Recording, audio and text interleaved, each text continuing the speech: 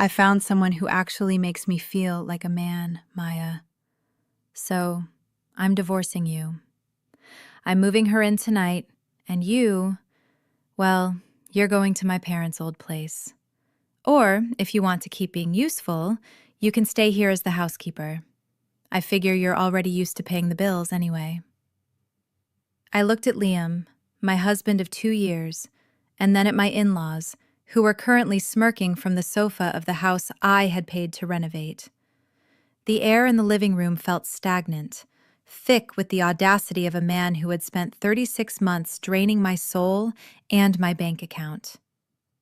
"I don't think you understand," I said quietly, my voice devoid of the tears they were clearly expecting.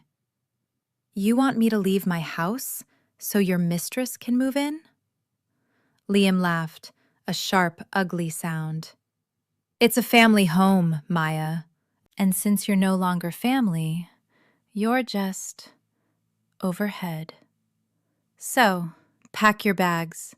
The real woman of the house will be here in an hour." They thought they were discarding a used-up asset. They didn't realize I had already initiated a hostile takeover. Before I show you the moment I turned their disposable wife plan against them, I need to know, have you ever been betrayed by someone you poured your entire life into? Drop a comment with where you're watching from. I'm reading every single one. Let's get back into it. My name is Maya. At 32, my life looked flawless on paper. I had climbed the corporate ladder with a ferocity that left my peers in the dust, securing a department manager position at a global logistics firm. I was the person people came to when they needed a crisis managed or a budget optimized. My professional life was a series of high-stakes wins and strategic triumphs. But my personal life? It was a barren desert. I had spent my 20s trading dating apps for industry certifications and late-night office hours. When a friend suggested a dinner party to get me back in the game, I was hesitant, but that's where I met Liam. He was the perfect contrast to the aggressive executives I dealt with daily. He was soft-spoken, had a gentle smile that reached his eyes, and seemed genuinely impressed by my ambition rather than intimidated by it. We shared a passion for classic cinema and quiet dinners. Within months, he confessed his love, and for the first time in a decade, I let my guard down. I was a manager of thousands, yet I failed to see that I was being managed myself. When he proposed, I didn't see a contract. I saw a sanctuary. I thought I was finally bringing someone into my world who would help me carry the weight of it. I didn't realize Liam wasn't looking for a partner. He was looking for a pension. The early days of my marriage were a masterclass in psychological grooming. When I first met Liam's parents, I felt like I had won the in-law lottery. His mother, Diane, hugged me with a warmth that felt like home, tearfully thanking me for taking such good care of her son. His father, Arthur, treated me with a gentle reverence, often praising my career. Unlike my friends' stories of mother-in-laws demanding they quit their jobs, Diane encouraged my ambition. "A woman with a career is a woman with strength," she'd say. I felt seen, respected, and, for the first time, truly supported. Liam moved into my apartment, and for 6 months, life was a blur of domestic bliss. I loved coming home to a husband who had dinner waiting and a genuine interest in my day. But the trap was already being set. One evening, over a glass of wine, Liam's demeanor shifted from cheerful to somberly concerned. "Maya, I've been visiting my parents lately, and they're struggling. The stairs are getting hard for them, and the house is falling apart. I'm an only child. I don't want them to end up in a facility." My heart went out to him. As a manager, I was hardwired to find solutions. When he suggested renovating their old property into a modern duplex, a 2-family home where we could live together but maintain our privacy, It sounded like a strategic win. "We can combine our resources," he argued. "The renovation will be cheaper than buying a new place, and we'll be right there if they need us." He painted a picture of a multi-generational sanctuary. I was so blinded by the idea of a perfect family that I didn't question why we were moving to their territory instead of them moving to ours. I didn't question why they used every single room in that house for some reason or another, leaving no space for us unless I poured money into a total overhaul. I was so used to being the one in charge, the one who provided, that I didn't realize I was being steered toward a financial cliff. I agreed to the renovation, my head full of floor plans and my heart full of a future that didn't actually exist. The architectural plans were finalized, but the foundation of my marriage was about to crumble. Just as we were preparing to break ground on the renovation, Liam sat me down, looking more fragile than I'd ever seen him. He didn't meet my eyes. He stared at his trembling hands until I felt that familiar urge to step in and fix whatever was broken. "Maya, there's something I've been terrified to tell you," he whispered. "The renovation, it's more than just a house project now. My parents, they're in a hole, a deep one." He finally revealed the truth. Arthur and Diane weren't just struggling with stairs. They were drowning in $150,000 of high-interest debt. It was a staggering amount, one that made my head spin. Adding the $100,000 for the renovation, I was looking at a $250,000 liability. "Why didn't anyone mention this before the wedding?" I asked, my corporate brain screaming red flag. "They were ashamed," Liam choked out, a single tear escaping. "They didn't want to ruin our happiness. But the collectors are at the door now, Maya. I don't make enough to stop them, and my parents are living on a fixed pension. If we don't pay this, they lose everything. I know I'm asking for a miracle, but I love them so much, and I love you. I want us to have a home where we don't have to worry about them being on the street." He promised to pay me back little by little from his salary. He grabbed my hand, pleading for me to be the savior he knew I was. Looking back, I see the calculation in his eyes, but in that moment, I was a victim of my own empathy. I was a fixer, and I loved him. I saw a family in crisis and a husband who trusted me with his darkest secret. "Okay," I said, a decision I would regret for months. "I'll cover it." The relief on his face was instantaneous. Diane came over the next day, sobbing with gratitude, calling me her angel. They even suggested I transfer the money directly to a repayment account they controlled, so I wouldn't have to deal with the stress of the debt collectors. I agreed, blinded by their tears, never realizing that I wasn't paying off a debt. I was funding their lifestyle. For a year, I lived the life of a corporate martyr. I worked grueling overtime and cut my personal spending to zero, funneling every spare cent into the debt repayment and the renovation. Liam never seemed to have enough from his own paycheck to help, claiming his company was restructuring. I believed him. I even felt proud when I hit the $160,000 mark in total contributions. The illusion shattered on a Tuesday afternoon. A project at the office finished early, and I decided to surprise Liam with a home-cooked meal. I let myself into the newly renovated side of the duplex, moving quietly so as not to wake Arthur and Diane, who I assumed were napping. Then I heard the laughter. It was coming from the shared living space. "You really picked a winner with that one, Matthew," I heard Arthur's voice boom. He used Liam's middle name when they were alone. "I can't believe a woman that smart fell for the debt story. I told you, Dad." Liam's voice was smug, devoid of the soft warmth he used with me. "I just had to play the worried son routine. She's a manager. She can't resist a project. She's already wiped out 60,000 of the actual gambling arrears and paid for this entire renovation. And the best part? Diane chimed in, her voice dripping with malice. She thinks she's almost done. How much did you tell her was left? 90,000? Exactly, Liam chuckled.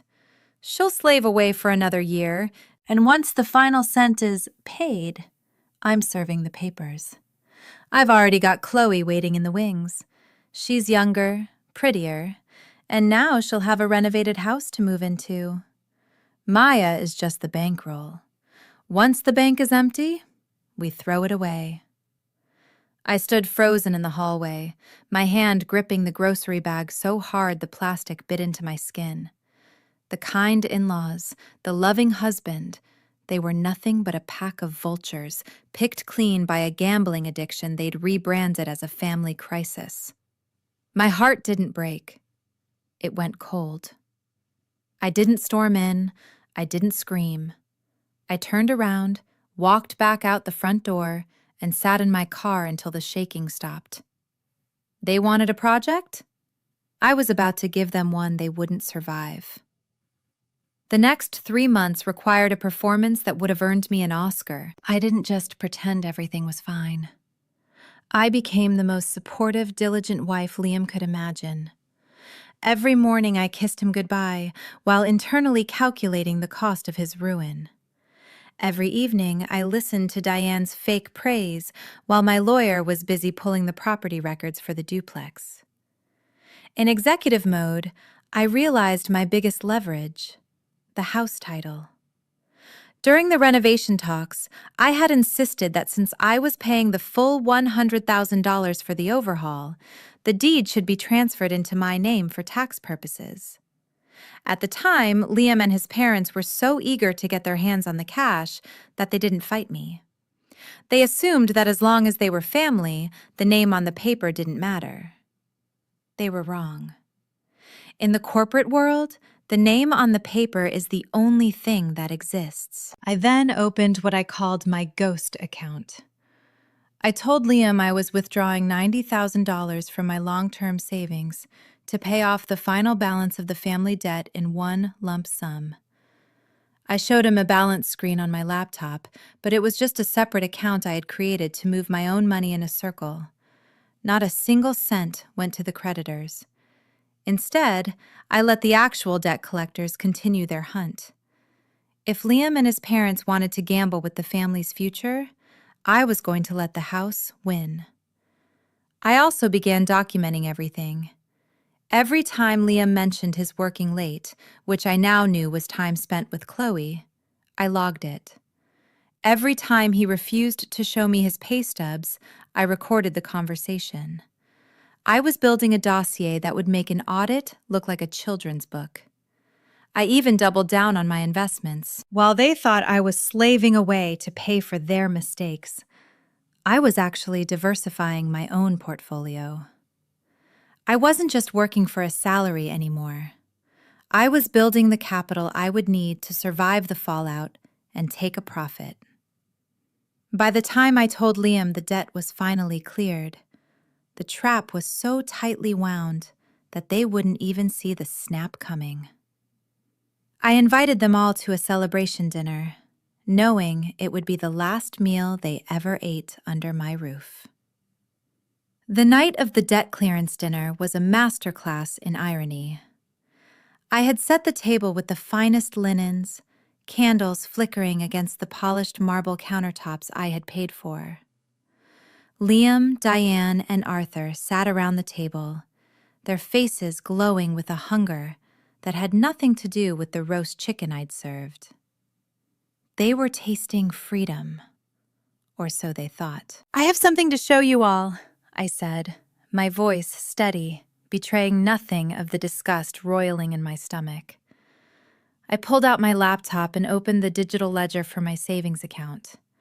As of 4 p.m. today, the final $90,000 transfer has been initiated. The Sterling family debt is officially 0. I turned the screen toward them. Liam's eyes widened, tracking the numbers with a predatory gleam. He let out a breath he seemed to have been holding for years. He leaned over and squeezed my hand, his voice thick with fake emotion. Maya, you're a saint. I don't know how we can ever repay you for saving my parents' lives. You already have, Liam, I replied, a double meaning that sailed right over his head. Diane actually began to weep. She reached across the table to grab my other hand. You're more than a daughter-in-law. Maya, you're our guardian angel. To think, we can finally sleep without the fear of the phone ringing. Arthur raised his wineglass. To Maya, the woman who made the sterling name whole again. I watched them toast to their own brilliance. They were so convinced they had won that they didn't notice the lack of a bank confirmation receipt. They didn't notice that the transfer was simply a move between two accounts I owned. In their minds, they had already spent my money, sold my dignity, and moved the mistress into my bedroom. They laughed and celebrated, and I joined them, a ghost at my own execution, knowing that the freedom they were celebrating was actually the closing of their cage. The celebratory mood didn't last 48 hours. On Thursday evening, I walked into the living room to find Liam standing by the fireplace, his bags packed, and a strange woman, Chloe, I presumed, sitting on our designer sofa.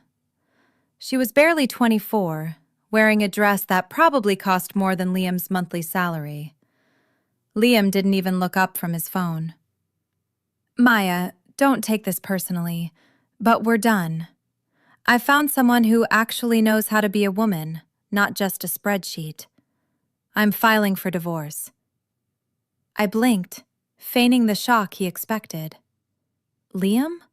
What are you talking about? We just cleared the debt. We just finished the house. Exactly, he said, finally looking at me with a cold, triumphant smirk. The house is finished, the debt is gone, and I'm bored. I don't need a manager. I need a partner. Chloe and I are going to live here. Since you're so good at providing, I figured you could move back to your parents' place. Diane and Arthur walked in then, their faces devoid of the angel worship from 2 nights ago. Actually, Matthew, Diane said, addressing her son, if she wants to stay, she can. We'll need someone to keep the place clean and handle the groceries. We'll even give you a discount on rent, Maya. It's better than being homeless, right? They laughed, a cruel, synchronized sound that echoed off the walls I had paid to paint. They truly believed they had stripped me of everything. They saw a broken woman. I saw 3 people who hadn't checked their legal standing in a decade. So, I said, my voice dropping an octave into my boardroom tone, you want me to stay as the help while you live in luxury on my dime? It's the least you can do for the family, Liam sneered. Now, why don't you start by showing Chloe where the extra linens are? I let the silence hang in the air for a moment, letting their arrogance reach its peak. Then, I sat down in the armchair, the one Liam always claimed was his throne, and crossed my legs. I didn't look like a woman who had just lost her marriage. I looked like a woman who had just closed a deal. I have a counter-proposal, I said, my voice cutting through their laughter like a razor. All of you need to leave. Now. And you can take Chloe and her expensive luggage with you. Liam rolled his eyes, gesturing to the room. Maya, don't be hysterical. This is my parents' land. This is their house. You were just the guest who paid for the wallpaper. Actually, Liam, I said, pulling a notarized folder from my bag and tossing it onto the coffee table. This is a copy of the deed of trust. Do you remember those tax documents you and your parents signed 6 months ago? The ones you didn't bother to read because you were too busy counting my cash? Arthur's face went from smug to ghostly pale. He lunged for the folder, his hands trembling as he flipped through the pages. I am the sole owner of this property, I continued. I paid for the renovation, and in exchange, you transferred the title to me. Legally, you are all at-will tenants, and as of 5 minutes ago, I have revoked your will to stay. You have 1 hour to pack what you can carry before the locksmith arrives to change the codes. You can't do this! Diane shrieked, her angel persona finally disintegrating into a mask of pure rage. We have nowhere to go! You paid our debts! You owe us a home! I leaned forward, my eyes locking onto Liam's. That's the second part of the surprise. Liam, you saw a balance of 0 on my laptop. You saw a transfer initiated. But in the world of finance, a transfer is only a reality when it hits the destination account. I never sent that $90,000 to your creditors. I moved it to a private trust in my name. The debt? It's still there. The collectors? They're likely on their way here right now because the lump sum they were promised never arrived. The room went deathly silent. Liam's phone began to vibrate on the table. A private number. He didn't pick it up. He didn't have to. We all knew who it was. I paid $60,000 of your actual debt as a deposit over the last year, I said. That money is gone. Consider it the price I paid to watch you all fail. But the remaining $90,000? That's still your burden. And since I'm selling this house to a developer next week, you won't even have a roof to hide under when they come to collect. Liam looked at Chloe, who was already standing up, her face twisted in disgust. She wasn't looking for a man with a mountain of debt and a vengeful ex-wife. She was looking for a meal ticket, and the kitchen was officially closed. Maya, please, Liam stammered, his bravado vanishing. I apologize. I was confused. We can work this out. I'm not a spreadsheet, remember? I said, standing up and walking toward the door. I'm a manager, and I've just finished liquidating your assets. Get out. The fallout was swifter than a market crash. I didn't just kick them out. I erased their footprint. I put the renovated duplex on the market the very next day. Because of its prime location and the high-end 2-family configuration I designed, it sold in less than a week for $200,000. After accounting for the $100,000 renovation cost and the $60,000 I'd lost to their initial debt, I walked away with a $40,000 net profit. But I wasn't done. My lawyer filed a civil suit to recover the $60,000 I had paid under fraudulent pretenses. I also served Liam with divorce papers that included a heavy demand for alimony and damages for his admitted infidelity. As for the happy family, their life became a nightmare. Without my income to mask the bleeding, their remaining $90,000 gambling debt ballooned with interest. Liam's mistress, Chloe, dumped him before he even finished packing his car. Arthur and Diane were forced back into a cramped, dilapidated rental on the edge of town, their fixed pension now being garnished to pay back the creditors I had stopped holding at bay. I received one final, desperate voicemail from Liam, begging for a repayment plan of his own. I didn't even listen to the whole message. I simply forwarded the audio to my legal team and blocked the number. I had spent a year as their bank. I was now their debt collector. I'm 33 now, and my life is once again my own. I still work as a department manager, but I no longer trade my peace for the appearance of a perfect family. This experience taught me a brutal but necessary lesson. Empathy without boundaries is just self-destruction. I've taken the profit from the house sale and invested it into a private portfolio, one that Liam and his vultures will never touch. I'm learning to trust again, but with an executive's eye for due diligence. I don't look for soft partners anymore. I look for people with integrity that shows up in their actions, not just their tears. If you've ever been used for your kindness or your success, let this be your sign to stop being the fixer for people who are happy to break you. Hit that subscribe button and give this video a like if you believe in standing up for your worth. Now, I want to hear your thoughts. Do you think I was too harsh by leaving them with the debt, or did the punishment fit the crime? Have you ever had to stage a hostile takeover of your own life to escape toxic people? Let's talk about it in the comments. I'm rooting for every one of you building your own empire. See you in the next one.